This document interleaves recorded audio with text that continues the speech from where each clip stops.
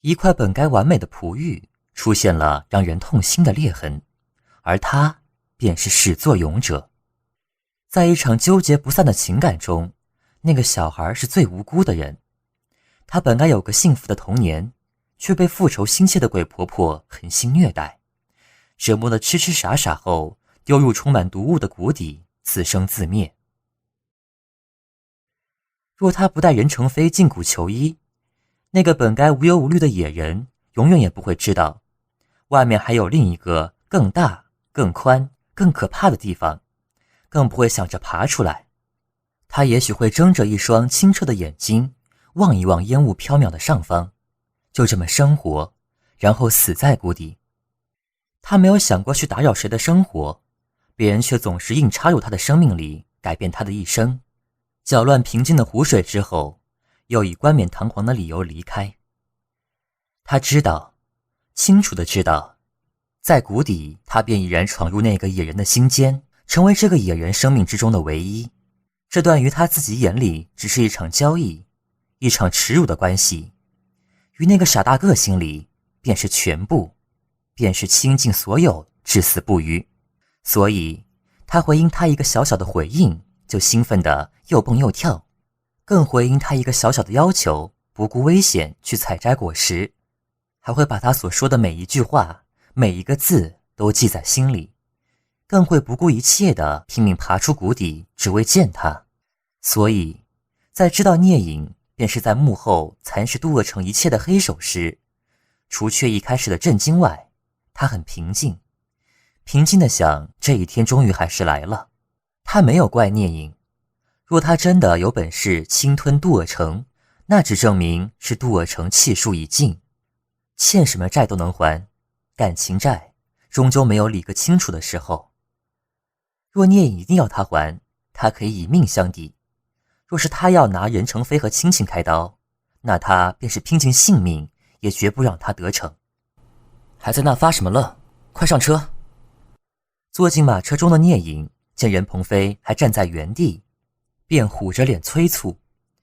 任鹏飞看向这人一身的大老爷架势，不由于心底轻叹一声，风水轮流转，这才朝马车走去。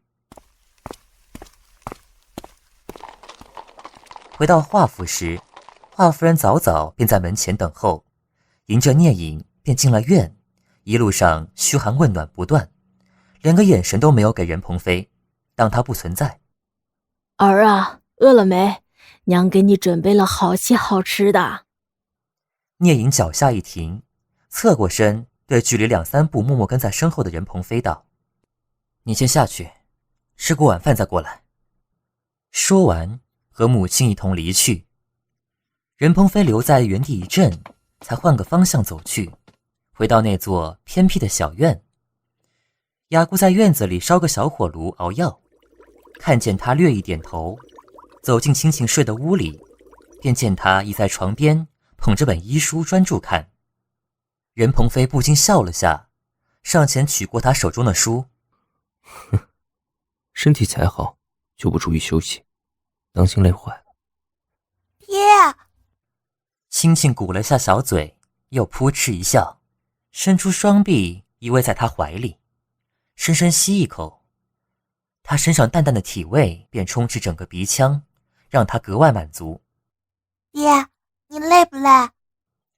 任鹏飞轻柔地摸摸他的小脑袋。爹不累。爹，是青青连累你了。心里一疼，任鹏飞忍不住伸手捏了下他的小脸蛋，轻斥：下次再说这种话，小心爹打你屁股。青青可爱的吐吐舌头，又扑回爹爹怀里撒娇，这会儿总算有点小孩子模样了。聂隐接过母亲递过来的热棉巾，先把手仔仔细细地擦拭干净，方交给身边的丫鬟，又接过递来的干净热棉巾，摊开捂在脸上，这才觉得身上的乏意去了些许。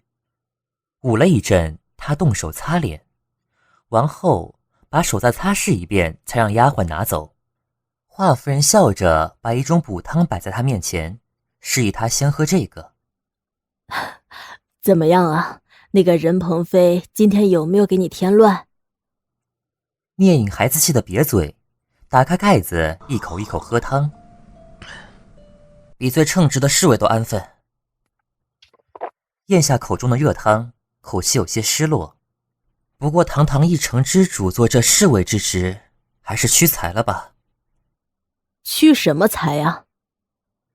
华夫人不以为然。他不是武功高强吗？当护卫保护你，才是物尽其用。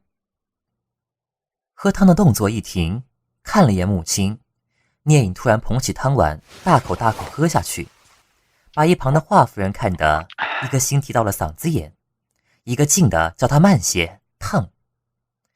聂隐喝完，把干净的碗底举给母亲看，像只偷腥的猫，嘿嘿直笑。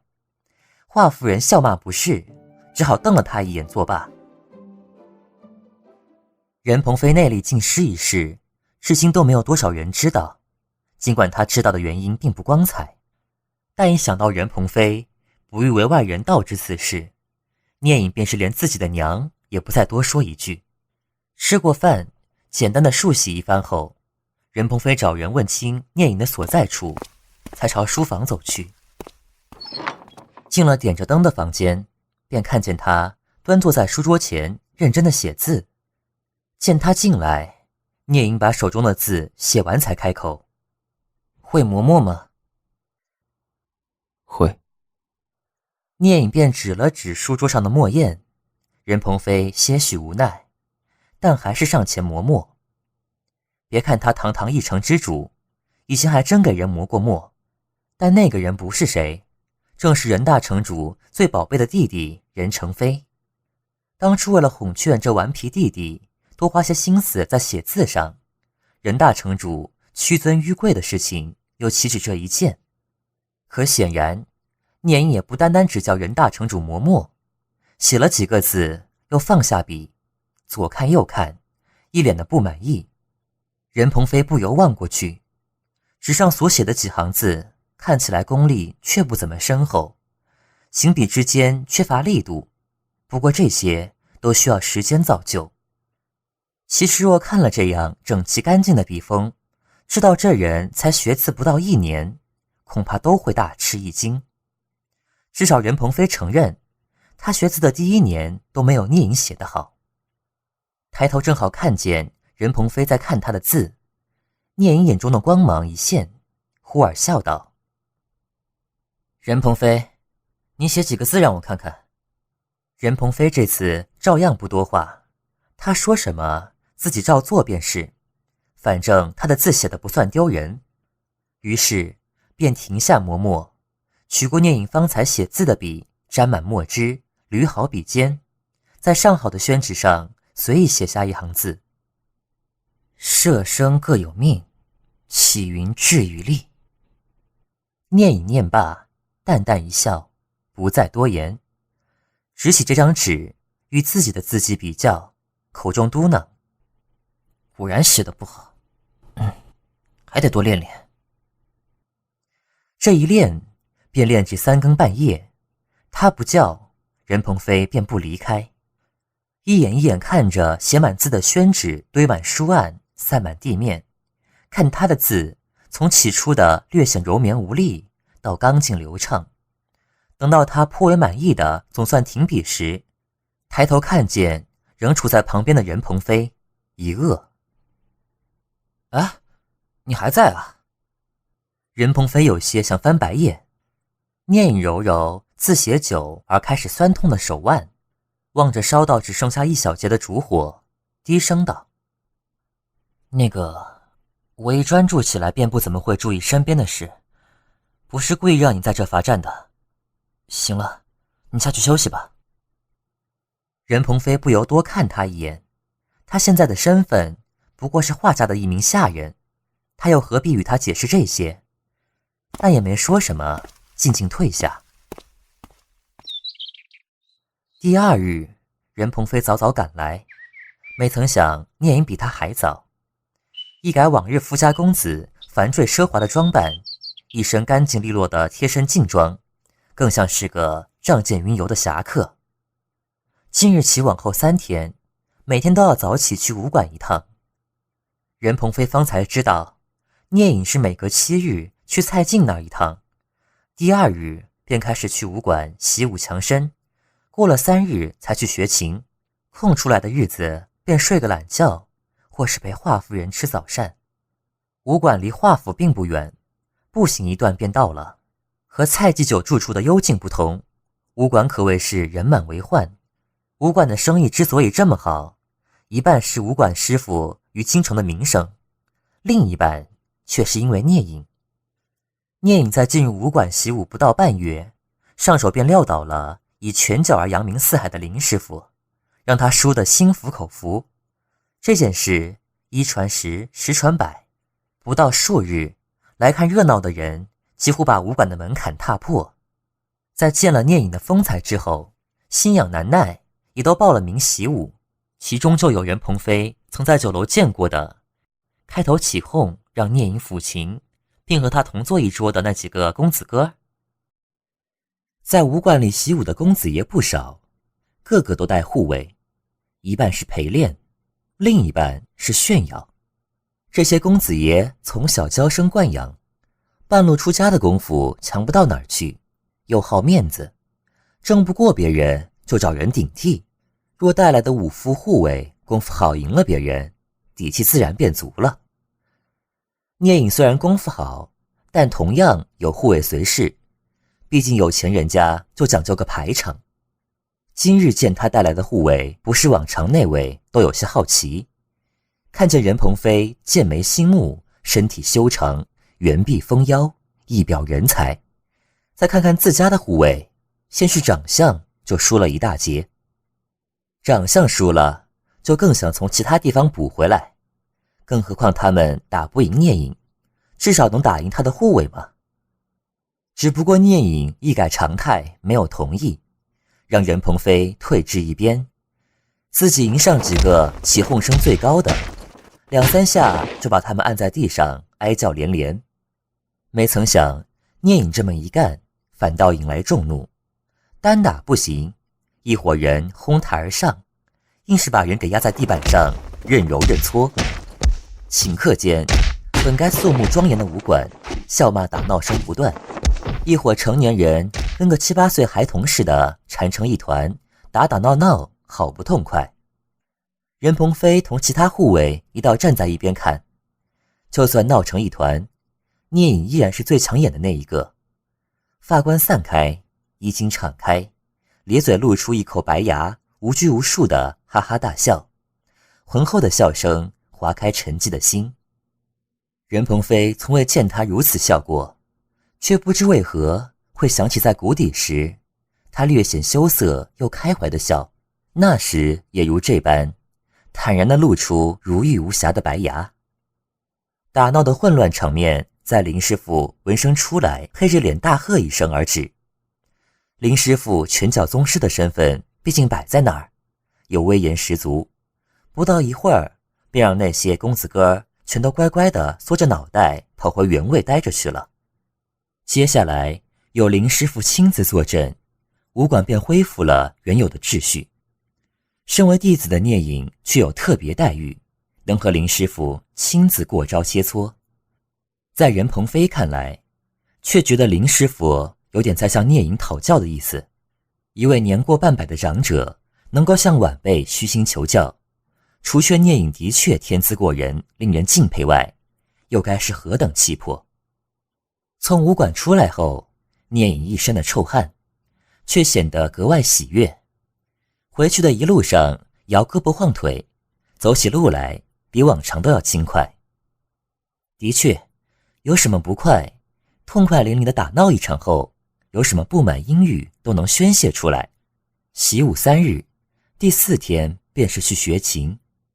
在教琴的乐师那儿，不止聂隐一个学生，但乐习师傅却格外辟了个地方，专门让他安静学琴。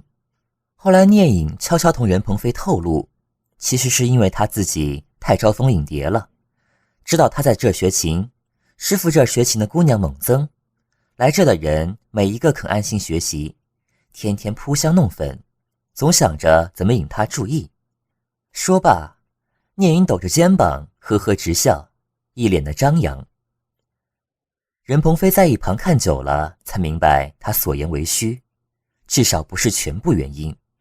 其实是聂隐进步得太快，其他的学子跟不上，乐师才专门挪出个地方，倾全力教他乐法。聂隐学什么都很专注，他学琴的地方外种满了小碎竹，好几只偷偷探入卷着竹帘的屋内。聂隐每次都盘腿坐在席子上抚琴，修长的五指在琴弦上轻舞，轻拨的每一弦都能发出悠扬回绵的乐声。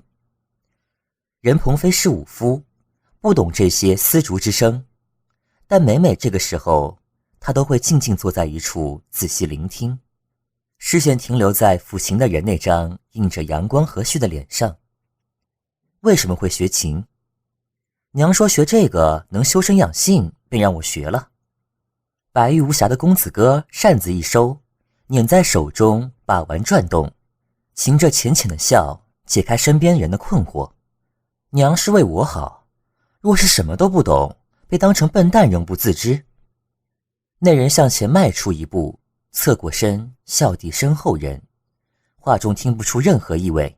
任鹏飞只是静静看他，脸上也看不出什么意味。走在人来人往的街中，看见一个卖风筝的小摊，聂隐眼前一亮，快步上前，指着其中的一只老鹰道：“我要这只。”一手交钱，一手拿过展翅的老鹰。聂隐在前头带路：“走，咱们放风筝去。”任鹏飞只能跟上。等到了地方，聂隐拿着半人高的大风筝翻来覆去的看，最后连同线路塞到任鹏飞手里。“我不会，怎么玩？你教我。”任鹏飞不由瞥他一眼。“不会玩你还买？”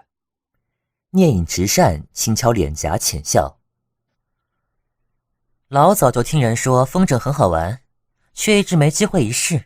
这次总算遇见个卖风筝的，当然要买来玩玩。”任鹏飞一阵无力，望向眼前这位一脸云淡风轻、清亮的双眼却盯着自己不放的大少爷，想回一句他也不会的话，终究没能出口。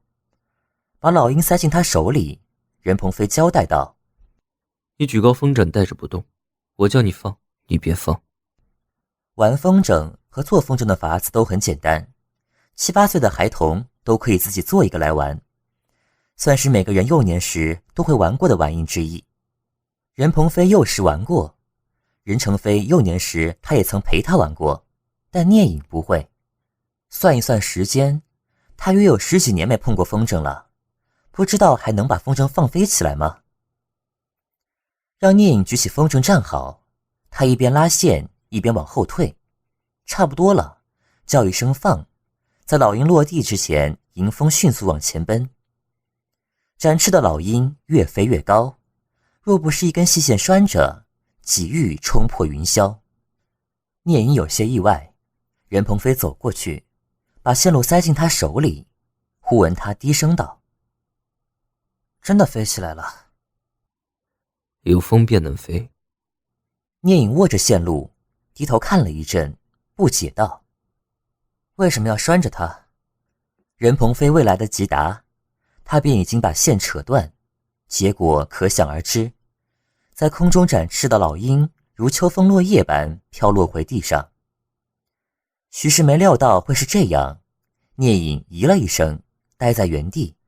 任鹏飞看他一眼，默默走过去，把老鹰捡回来，递到他面前。风筝毕竟不是小鸟，没有线牵你，它就不能再飞起来了。还可以再飞起来吗？把线接上就能。说罢，取过他手中的线路，把风筝接上，然后把线路交给他，风筝自己拿着。就照着我刚才那样放。聂隐有样学样，老鹰果然再次飞了起来。这一次，聂隐一口气把线全放出去，老鹰最后变成了一个小黑点，然后他把线扯断，老鹰掉落在他们看不见的地方。他拦住任鹏飞，让他不用去捡，转身离去前，似乎听他悠悠地说了一句：“我许是风筝，线一断，就飞不起来了。从这以后，再没听聂隐提出过去放风筝。住进华府的第3个月，任鹏飞在街上遇见了一位熟人，怀宁。怀宁看模样是出来上香的，他先看见他，然后走过来，对着他便是一个深深的万福。严城主，好久不见了。任鹏飞极是意外，却也只是点点头。是啊，好久不见。怀宁看他一脸的淡然，抿了抿唇，笑得嫣然。已经嫁人了。任鹏飞看着怀宁一身妇人的打扮，顿了片刻。你现在过得好吗？好，不用再等，不用再盼，如何不好？怀宁仔细看他一眼，轻声道：严城主好吗？任鹏飞负手于身后。好。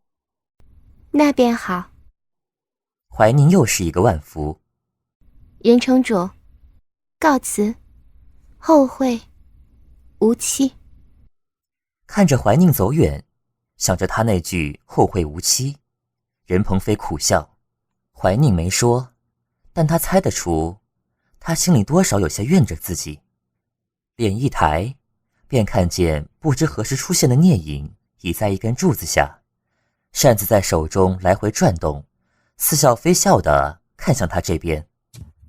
任城主真是生得一副好相貌呀，才让你在这等一会儿，便有娇艳欲滴的姑娘上来搭讪了。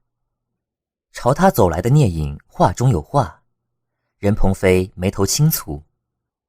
方才那是熟人。哦，那肯定是你的红颜知己。被他说中，任鹏飞没有否认。曾经是。